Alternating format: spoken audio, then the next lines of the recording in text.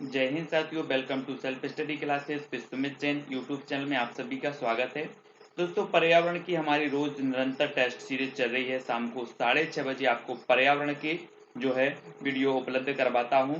तो रोज शाम को 6:30 बजे आप पर्यावरण का टेस्ट जरूर दें और महत्वपूर्ण प्रश्नों का जो है लाभ उठाएं। ठीक है, तो पर्यावरण से संबंधित एमपी टेट, रीट या फिर सीटीईटी एग्जाम की अगर आप तैयारी कर रहे हैं तो ये वीडियो आपके लिए बहुत ही उपयोगी है। और सेल्फ स्टडी क्लासेस में बहुत सारे लगभग 200 वीडियो पर्यावरण के उपलब्ध हैं, बाल विकास के उपलब्ध हैं। ठीक है, तब आपको चैनल को सब्सक्राइब कर लेना है। इस प्रकार से सब्सक्राइब का बटन दिया है तो सब्सक्राइब कर लेना है। ठीक है, बेल आइकन को दबा करके ऑल पर क्लिक करना है। स्टार्ट करते हैं दोस्तों आज का ये वीडियो। तब आपको बताना है परिवार के अध्ययन के लिए स्थान, काल और लोग का जो सूत्र स्थापित करने वाले हैं वो कौन है या फिर किसने किया। तब आपका राइट आंसर क्या हो जाएगा। आपके सामने एक प्रश्न है, आपका एक परिवार और मित्र नाम से पर्यावरण में एक आपका अध्याय है, परिवार और मित्र। उसमें पहला जो आपका प्रश्न बनता है कि परिवार के अध्ययन के लिए स्थान, काल और लोग का जो सूत्र स्थापित करने वाले हैं वो कौन है या फिर इस सूत्र किसने स्थापित किया। तब 46 का जो आपका राइट आंसर हो जाएगा वो क्या होगा, आपको उत्तर बताना है। तो बिल्कुल सही आंसर होगा फ्रेडरिक लेपले। किसने किया है? फ्रेडरिक लेपले ने। ठीक है, अगला है दोस्तों, मातृवंशीय एवं पितृवंशीय परिवार के वर्गीकरण का आधार है तो क्या है। 47 का आंसर हमें बताना है। मातृवंशीय एवं पितृवंशीय परिवार के वर्गीकरण का आधार क्या है। तो आपका बिल्कुल सही आंसर क्या होगा, वंश क्रम। क्या है? मातृवंशीय एवं पितृवंशीय परिवार के वर्गीकरण का आधार है वंश क्रम।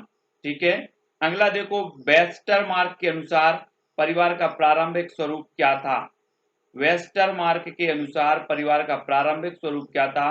48 का आंसर बताना है हमें।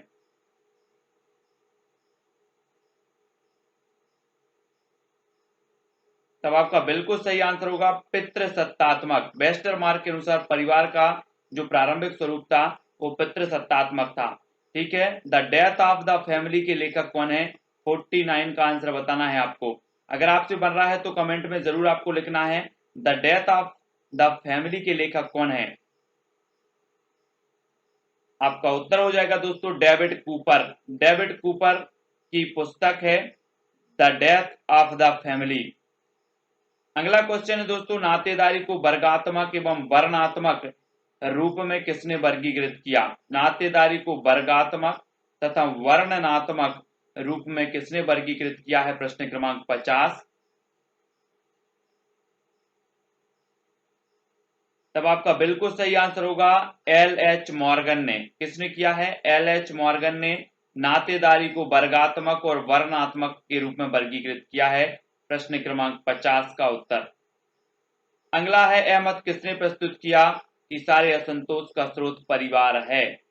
तो किसने प्रस्तुत किया है ये मत। यह मत किसने प्रस्तुत किया कि सारे असंतोष का जो स्रोत है वो परिवार है। तो किया है मार्क्स ने। किसने किया है? मार्क्स। ठीक है, अगला है, दलदली भूमि के पौधे कहलाते हैं। क्या कहलाते हैं? 52 का आंसर हमें बताना है। दलदली भूमि के पौधे क्या कहलाते हैं। तब आपका बिल्कुल सही आंसर होगा राइजोफोरा। क्या कहलाते? राइजोफोरा। दलदली भूमि के जो पौधे हैं वो कहलाते राइजोफोरा। नेक्स्ट है, शुष्क जलवायु क्षेत्रों में उगने वाले पौधे क्या कहलाते हैं। शुष्क जलवायु क्षेत्रों में उगने वाले जो पौधे हैं, 53 का आंसर यहां पर हमें बताना है, क्या कहलाते हैं। तब आपका बिल्कुल राइट आंसर क्या होगा। आंसर हो जाएगा दोस्तों मरुभूमि के पौधे। शुष्क जलवायु क्षेत्रों में उगने वाले जो पौधे हैं वो कहलाते हैं मरुभूमि के पौधे। ठीक है, नेक्स्ट है, कोयला किस प्रकार के ईंधन का उदाहरण है।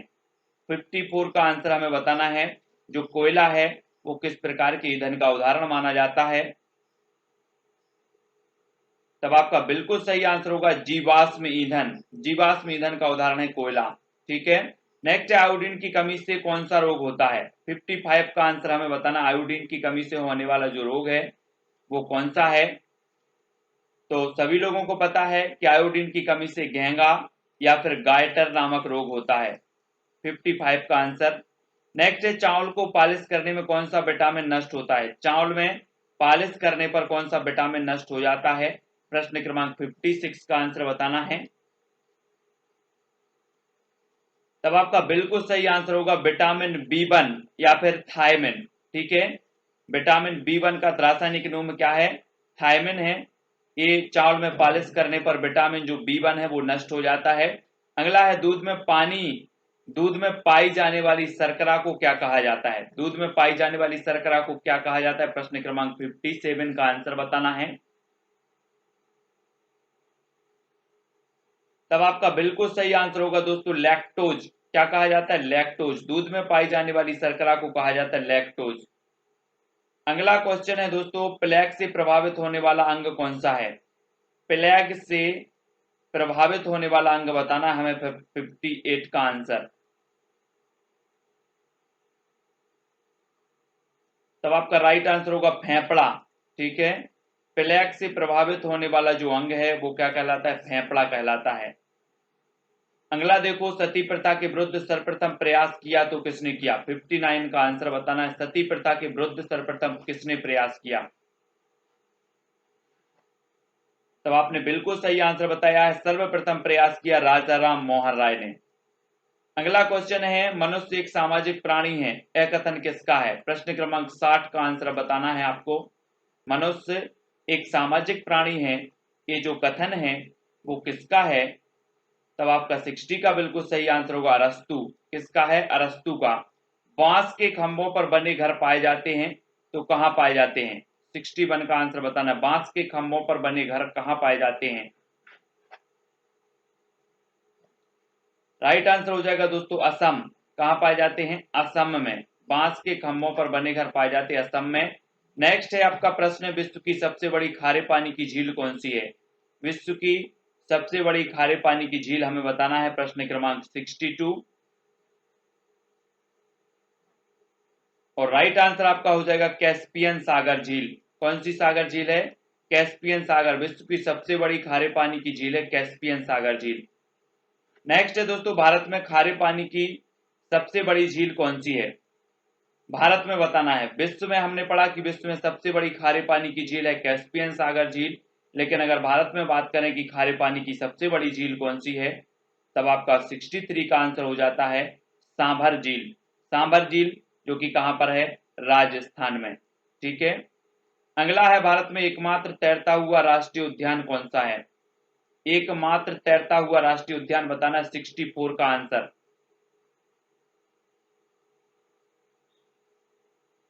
तो आपका बिल्कुल सही आंसर होगा केवल लैम जाओ, है ना, केमलम झाओ बोलते हैं उसको। तो ये मणिपुर में है। और जो लोकटक झील है, लोकटक झील आपने सुना होगा, इस झील में स्थित है केमलम झाओ, एकमात्र तैरता हुआ राष्ट्रीय उद्यान है। अगला है, भूकंप उत्पन्न होने का मुख्य कारण क्या है? 65 का आंसर बताना। आपने भूकंप का नाम सुना होगा। भूकंप उत्पन्न होने का जो प्रमुख कारण माना जाता है वो क्या माना जाता है? तब आपका बिल्कुल सही आंसर होगा प्लेट विवर्तनिकी। प्लेट विवर्तनिकी प्रमुख कारण माना जाता है। ठीक है, नेक्स्ट है दोस्तों आपका क्वेश्चन, वर्षा की बूंदें गोल होने का कारण क्या है? प्रश्न क्रमांक 66। वर्षा की बूंदों का गोल होने का कारण क्या है? तो आपका राइट आंसर होगा क्या? पृष्ठ तनाव। ये कई बार पूछा गया है, पृष्ठ तनाव के कारण जो है वर्षा की बूंदें गोल होती हैं। नेक्स्ट बात करते हैं, धुएं से आंख में जलन पैदा करने वाला पदार्थ होता है तो कौन सा होता है? धुएं से आंख में जलन पैदा करने वाला पदार्थ कौन सा होता है? तब आपका बिल्कुल सही आंसर होगा नाइट्रिक ऑक्साइड। कौन सा होता है? Nitric oxide. ठीक है, अगला क्वेश्चन है दोस्तों, पर्यावरण शिक्षण में क्षेत्र भ्रमण का मुख्य उद्देश्य होता है तो क्या होता है? पर्यावरण शिक्षण में क्षेत्र भ्रमण का मुख्य उद्देश्य क्या होता है? प्रश्न क्रमांक 68 का आंसर बताना है। तब आपका बिल्कुल सही आंसर होगा प्रत्यक्ष अनुभव। प्रत्यक्ष अनुभव प्राप्त करना ये क्षेत्र भ्रमण का मुख्य कारण उद्देश्य होता है। सतत एवं व्यापक मूल्यांकन की एक तकनीक है। तो आपको बताना है सतत एवं व्यापक मूल्यांकन की एक तकनीक कौन सी है। तो एक तकनीक है दोस्तों निदानात्मक मूल्यांकन। सतत एवं व्यापक मूल्यांकन की एक तकनीक है तो निदानात्मक मूल्यांकन की। ठीक है, नेक्स्ट बात करते हैं प्राथमिक स्तर पर शिक्षार्थियों का आकलन करने का सर्वश्रेष्ठ तरीका क्या है। प्राथमिक स्तर पर शिक्षार्थियों का आकलन करने का सर्वश्रेष्ठ तरीका आपको बताना है। प्रश्न क्रमांक 70 का आंसर। तब आपका राइट आंसर होगा पोर्टफोलियो। क्या है? पोर्टफोलियो। प्रश्न क्रमांक 70 का पोर्टफोलियो। वन महोत्सव दिवस मनाया जाता है तो कब मनाया जाता है? 71 का आंसर बताना। वन महोत्सव दिवस कब मनाया जाता है? तब आपका बिल्कुल सही आंसर होगा 1 जुलाई को। 1 जुलाई को मनाया जाता है। ठीक है, अगर आपको कोई कहीं पर डाउट लगता है, कोई भी प्रश्न पूछना है तो आप इंस्टाग्राम में फॉलो कर सकते हैं Sumit Jain self study classes. ठीक है, इंस्टाग्राम में, फेसबुक में आप जुड़ सकते हैं सुमित जैन। ठीक है, टेलीग्राम में जुड़ सकते हैं IAS स्टडी ट्रैक। और मानस वन्यजीव अभ्यारण्य स्थित है तो कहाँ स्थित है? मानस वन्यजीव अभ्यारण्य स्थित है तो ये स्थित है दोस्तों असम में। ठीक है, कांजीरंगा राष्ट्रीय उद्यान भी हमने पढ़ा था, एक सींग गैंडे के लिए प्रसिद्ध है। और मानस वन्यजीव अभ्यारण्य ये असम में है। किस विटामिन की कमी से रक्त का थक्का नहीं जमता? 73 का आंसर बताना है आपको। तब आपका बिल्कुल सही आंसर होगा विटामिन के की कमी से रक्त का थक्का नहीं जमता। ठीक है, अगला है दोस्तों आपका प्रोटीन का सर्वोत्कृष्ट स्रोत कौन सा है? 74 का आंसर हमें बताना है। प्रोटीन का सर्वोत्कृष्ट जो स्रोत माना जाता है वो कौन सा माना जाता है? तो आपका राइट आंसर क्या हो जाएगा? सोयाबीन। प्रोटीन का सर्वोत्कृष्ट स्रोत माना जाता है सोयाबीन। ठीक है, अगला क्वेश्चन है छोटी माता एवं रेबीज रोग का कारण होता है तो क्या होता है? 75 का आंसर बताना है। छोटी माता एवं रेबीज रोग का कारण क्या होता है? तब आपका बिल्कुल सही आंसर होगा वायरस। छोटी माता और रेबीज रोग का कारण होता है वायरस।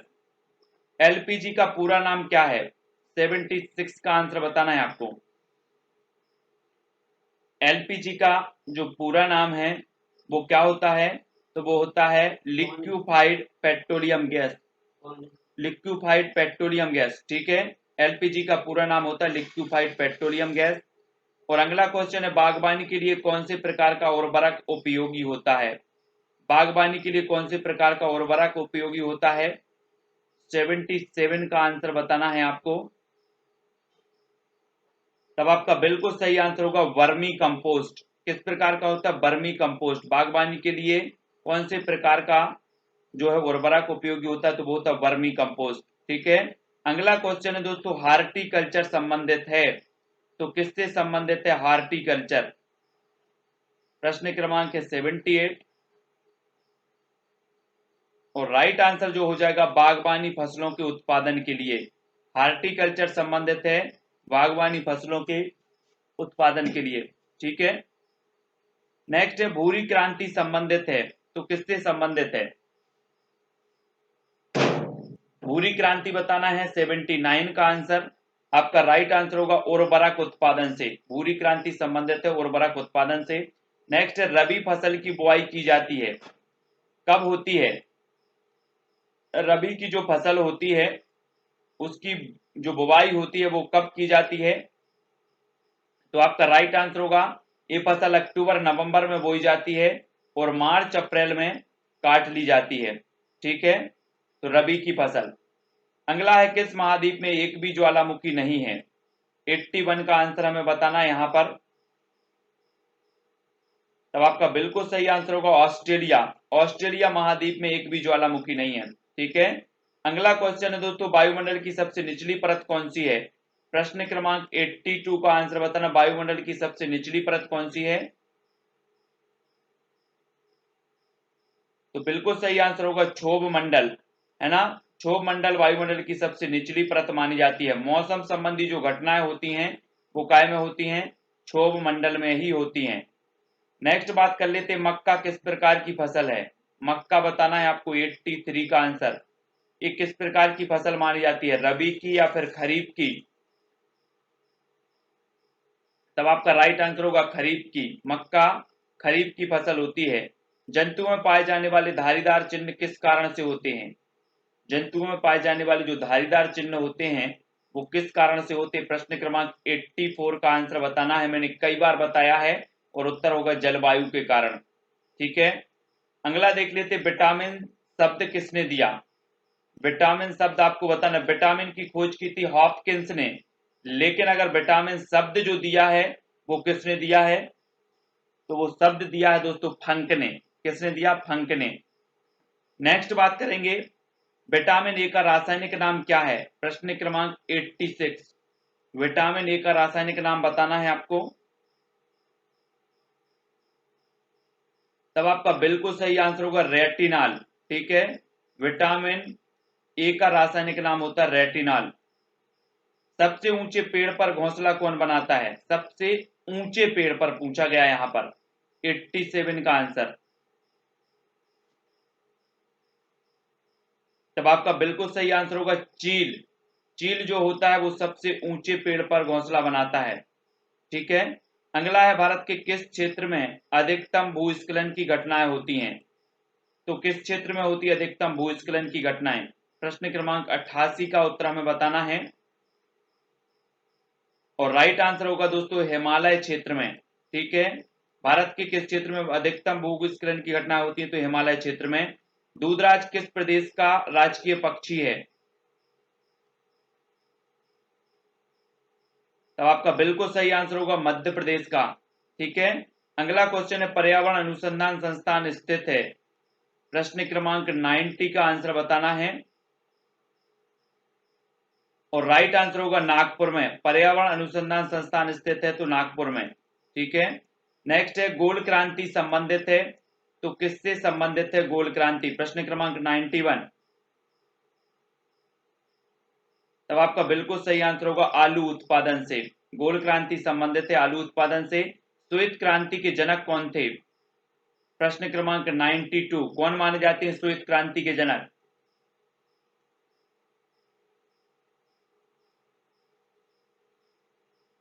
तब आपका बिल्कुल सही आंसर होगा वर्गीज कुरियन। श्वेत क्रांति के जनक थे वर्गीज कुरियन। ठीक है, दुग्ध उत्पादन से संबंधित है और श्वेत क्रांति।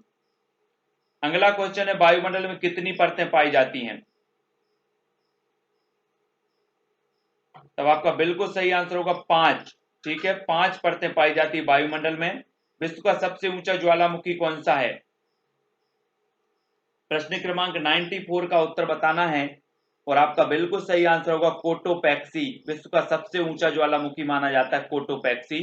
अगला क्वेश्चन है दोस्तों, दक्षिण एशिया का एकमात्र सक्रिय ज्वालामुखी कौन सा है? दक्षिण एशिया का बताना है आपको।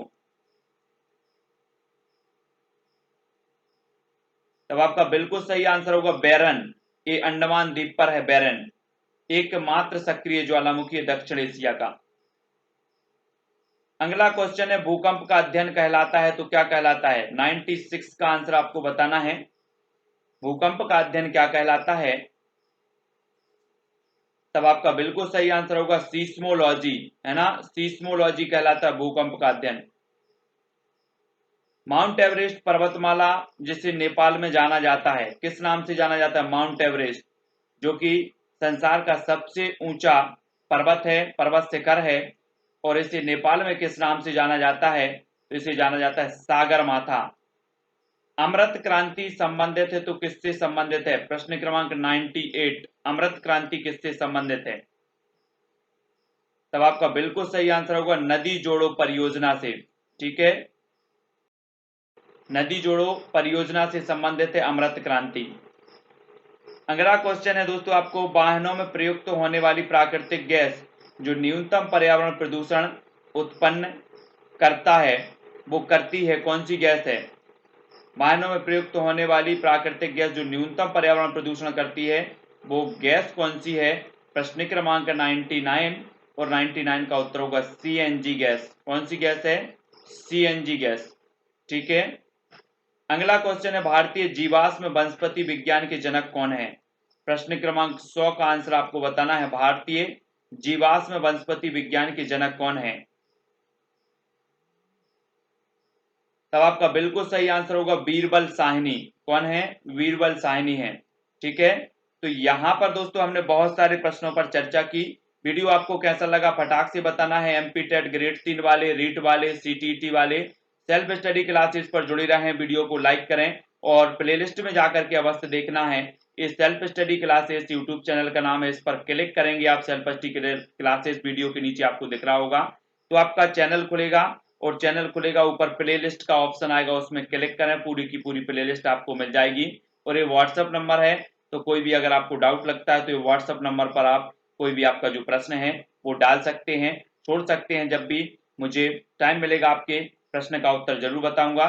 ठीक है, फेसबुक में जुड़ने के लिए सुमित जैन आप सर्च करेंगे तो फेसबुक में जुड़ सकते हैं। इंस्टाग्राम में आप हमें फॉलो कर सकते हैं। इंस्टाग्राम में आप Sumit Jain self study classes search करेंगे तो इंस्टाग्राम में भी फॉलो कर सकते हैं। और टेलीग्राम ग्रुप से सभी को जुड़ना है। टेलीग्राम ग्रुप से जुड़ने के लिए आपको टेलीग्राम ऐप डाउनलोड करना है, उसमें सर्च करना है IAS स्टडी ट्रिक और ज्वाइन हो जाना है।